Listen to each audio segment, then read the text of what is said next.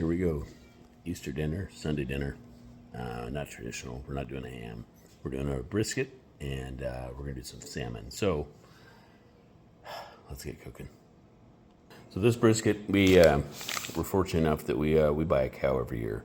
And so this beef actually comes from New Mexico. So once we get into it, you're going to see that it probably doesn't have as much fat as regular grass-fed range cows. All right, time to go to the smoker. Let's see. You're gonna see my messy backyard. All of it.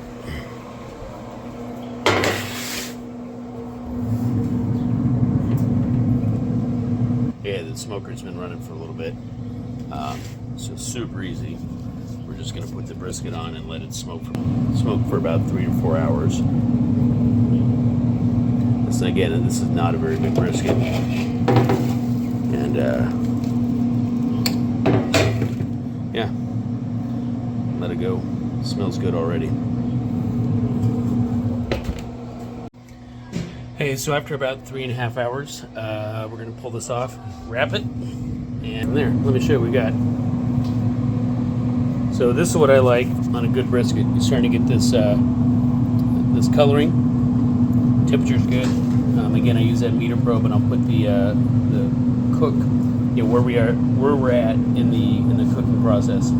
But yeah, it's a good looking piece of meat. So pull it off, wrap it, put a little moisture to it, and we'll put it back in and let it cook the rest of the way. Again, the nice thing about the meter probe is it will tell you exactly where you're at.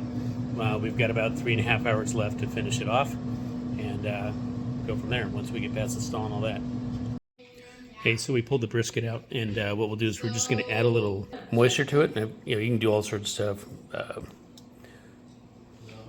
but I just use a little bit of barbecue sauce, just a little bit of drizzle, and then put it back in, let it cook for 3-4 hours, and it should be done. But I'm excited; it's looking good.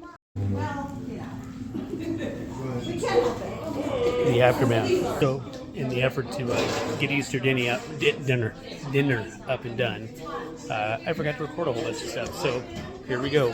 We got brisket, we got pork ribs, we got scalloped potatoes, cucumber salad. Over there we got roasted carrots. We got Bryn. Happy Easter, Sunday dinner.